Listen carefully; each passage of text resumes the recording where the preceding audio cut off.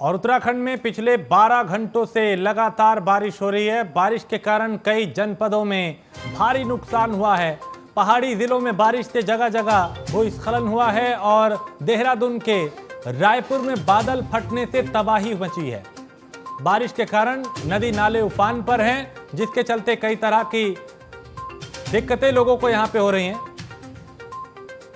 तो रायपुर में बादल फटने से तबाही मची और बारिश के कारण नदियां उफान पे हैं। टपकेश्वर मंदिर के प्रांगण तक नदी का पानी पहुंच चुका है और जिलाधिकारी ने समस्त स्कूलों आंगनबाड़ी केंद्रों को छुट्टी के आदेश दिए। प्रदेश में भारी बारिश से कई जगह नुकसान हुआ है और इसको लेकर मुख्यमंत्री पुष्कर सिंह धामी ने ट्वीट किया और सीएम धामी ने ट्वीट कर अफसरों से रिपोर्ट मांगी है। आपदा प्रबंधन टीमें काम कर रही हैं, ये मुख्यमंत्री ने कहा, और गैर जरूरी यात्रा ना करें, ये सीएम धामी ने अपील की है। यानी जब बहुत जरूरी हो तभी कहीं जाएं, वरना बेवजह घरों से बाहर ना निकलें। बारिश के कारण उफान पर नदियां हैं, नाले हैं और टपकेश्वर मंदिर के प्रांगण तक पानी पहुंचा।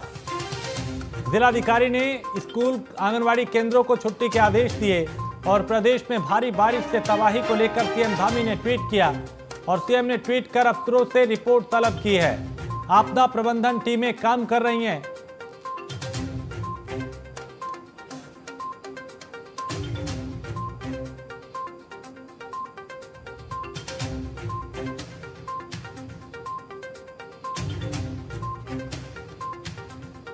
तो बारिश के कारण कई जगह नुकसान की खबरें आई हैं और देहरादून में तो एक बादल भी फटा, उसके चलते भी कई जगह नुकसान हुआ।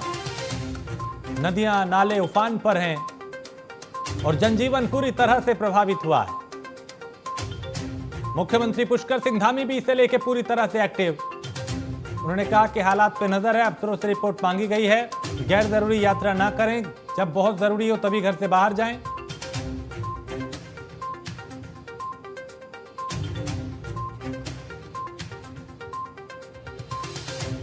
तो बारिश के कारण उफान पर हैं नदियां। टपकेश्वर मंदिर के प्रांगण तक नदी का पानी पहुंचा। जितेंद्र पेटवाल देहरादून से हमारे संवाददाता। जितेंद्र, पिछले 12 घंटों से लगातार बारिश हो रही है, बादल भी फटा, नुकसान की क्या कुछ खबरें आ रही हैं? देखिए, पूरे प्रदेश में पिछले 12 घंटे से मौसम का जो कहर है वो बरकरार है और पूरी रात पूरे क्षेत्रों में बारिश हुई, जिससे नदी नाले उफान पर आ गए। कई पुलों के बहने की सूचना है। ऋषिकेश चंबा मार्ग अवरुद्ध हो चुका है। ऋषिकेश देवप्रयाग मार्ग अवरुद्ध हो चुका है। गंगा हरिद्वार में खतरे के निशान के ऊपर बह रही है और पूरी प्रदेश एक तरह से अलर्ट मोड पर है। मुख्यमंत्री खुद प्रभावित क्षेत्रों के दौरे के लिए निकलने वाले हैं और उन्होंने ट्वीट करके लोगों से ये अपील भी की है कि जो विभिन्न स्थानों पर भारी बारिश हो रही है, उसके कारण जो स्थितियां उत्पन्न हो गई है, उसमें आपदा प्रबंधन विभाग जो पूरी जानकारी जुटा रहा है और पूरी प्रशासन अलर्ट मोड पर है। लेकिन मुख्यमंत्री ने सभी से अनुरोध किया है कि अनावश्यक यात्रा न करें और नदी नाले एवं बहाव का जो क्षेत्र है उस ओर जाने से लोग बचें। देहरादून की एक घटना अभी सामने आई है।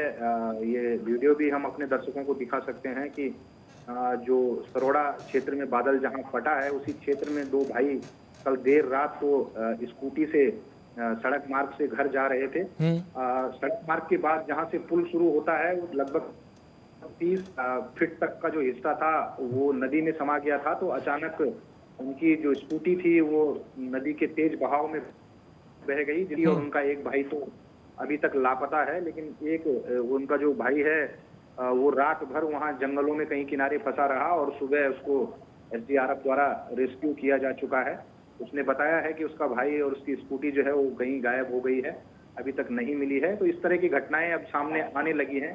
पहाड़ी क्षेत्रों में भी जरूर कहीं ना कहीं कुछ नुकसान हुआ होगा। बाकी जो अन्य नुकसान है, चाहे घरों का हो या जमीन भू कटाव का हो, घरों में मलबा घुसने का हो, ये कई नुकसान हुए हैं। लोग अभी फंसे हुए हैं और जो स्थानीय विधायक हैं गणेश जोशी और मंत्री हैं, उन्होंने मुख्यमंत्री से अपील की है कि वो हेलीकॉप्टर की व्यवस्था करें। और कई स्थान ऐसे हैं जहां लोगों का जो आवागमन के संसाधन थे वो बह गए हैं, रास्ते टूट गए हैं और वो लोग वहां पर फंसे हुए हैं। तो उनको रेस्क्यू करने के लिए मुख्यमंत्री से हेलीकॉप्टर की मांग भी कैबिनेट मंत्री ने की है। तो कुल मिलाकर जिला प्रशासन हो, स्थानीय निवासी हो, स्थानीय पुलिस हो, एसडीआरएफ हो, सभी अलर्ट मोड पर हैं और विभिन्न क्षेत्रों में जहां जहां सूचनाएं मिल रही हैं बारिश के नुकसान की, वहां पर पहुंच रहे हैं। खुद मुख्यमंत्री ने भी स्थलीय निरीक्षण की बात कही है कि वो जगह जगह जाएंगे और स्थलीय निरीक्षण करेंगे। जी बिल्कुल जितेंद्र, और मुख्यमंत्री ने अफसरों से रिपोर्ट भी तलब की है इस पूरे नुकसान को लेकर, इस हालात को लेकर।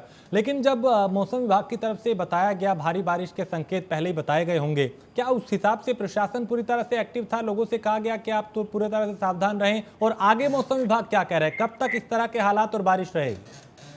जाहिर सी बात है कि मौसम विभाग समय समय पर अपनी जानकारी लोगों को दे देता है और विभिन्न जो स्थान होते हैं उनको चिन्हित करता है कि कहां पर भारी बारिश की संभावनाएं हैं। वहां पर अलर्ट भी जारी कर दिया जाता है।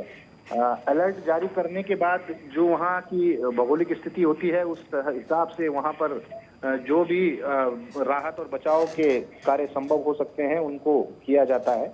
अब इस बार भी मौसम विभाग ने अलर्ट जारी किया था और उसी के अनुरूप काफी भारी बारिश हुई, लेकिन यह प्राकृतिक इसका कोई स्थान चिन्हित नहीं किया जा सकता, क्योंकि बादल फटना है तो किसी भी क्षेत्र में वो बादल फट सकता है। उसके बाद जो तबाही होती है निचले इलाकों में, उसमें कई ऐसे स्थान भी होते हैं जो देखने में तो सुरक्षित स्थान होते हैं, लेकिन पहाड़ी क्षेत्र होने के चलते जब वहां से मलबा और पानी का तेज बहाव आता है तो वो गांव भी प्रभावित हो जाते हैं, वो इलाके भी प्रभावित हो जाते हैं जो उस क्षेत्र में होते हैं। जी।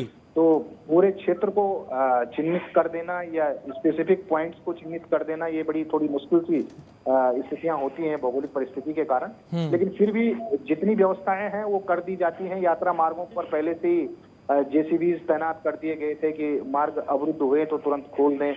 यात्रा पर मार्ग पर भी लोगों की आवाजाही लगातार बढ़ी हुई थी, तो उनसे अपील की गई थी कि इन दिनों थोड़ा सा वो प्रयास बचें ऐसी जगह जाने से, और जो नदी नालों के किनारे लोग रहते हैं उस स्थान को छोड़कर सुरक्षित स्थानों में रहें। तो ये सब चीजें थी जिसको लेकर जो है पहले ही अलर्ट कर दिया गया था। लेकिन दैवीय आपदा है और दैवीय प्रकोप है, तो कब कहां किस तरह का नुकसान हो जाए ये पहले अनुमान लगाना मुश्किल होता है। लेकिन जितेंद्र, कई जगह सड़कें क्षतिग्रस्त हुई हैं, कई जगह सड़कों पे मलबा आ गया, कई जगह पुल बह गए इस नदी के उफान में, नालों के उफान में बारिश की वजह से जनजीवन पूरी तरह से प्रभावित है। जाहिर सी बात है कि अधिकतर क्षेत्रों में उत्तराखंड के अभी पिछले 12 घंटे से जनजीवन काफी प्रभावित है और जो राहत बचाव के कार्य हैं वो चल रहे हैं। खास तौर पर मैदानी क्षेत्रों की अपेक्षा पहाड़ी क्षेत्रों में भी नुकसान ज्यादा होने की संभावनाएं हैं। धीरे धीरे रिपोर्ट्स जगह जगह की आ रही हैं, जैसे जैसे रिपोर्ट्स आएंगी तो पूरा आकलन किया जा पाएगा। लेकिन प्राथमिक स्थिति में ये देखने को मिल रहा है कि लगभग पूरे प्रदेश में ही इस बारिश का असर रहा और छिटपुट घटनाएं पूरे प्रदेश में भी हुई हैं। किसी किसी जगह कुछ भारी नुकसान हुआ है, तो थोड़ा बहुत नुकसान तो हर क्षेत्र में हुआ है। बहुत शुक्रिया जितेंद्र इस तमाम जानकारी के लिए। तो उत्तराखंड में पिछले 12 घंटे से लगातार जो बारिश हो रही है उसके चलते जनजीवन प्रभावित हुआ है। कई जगह से नुकसान की खबरें आ रही हैं, कहीं मकान को नुकसान पहुंचा, कहीं दुकान को और कहीं गोदाम को, और कहीं पे सड़कें क्षतिग्रस्त हुई, कहीं पुल बह गए और कहीं पे दीवार गिर गई। इस तरह के नुकसान की खबरें लगातार आने लगी हैं। और देहरादून में बादल भी फटा, देहरादून के रायपुर में बादल फटने से भी तबाही मची।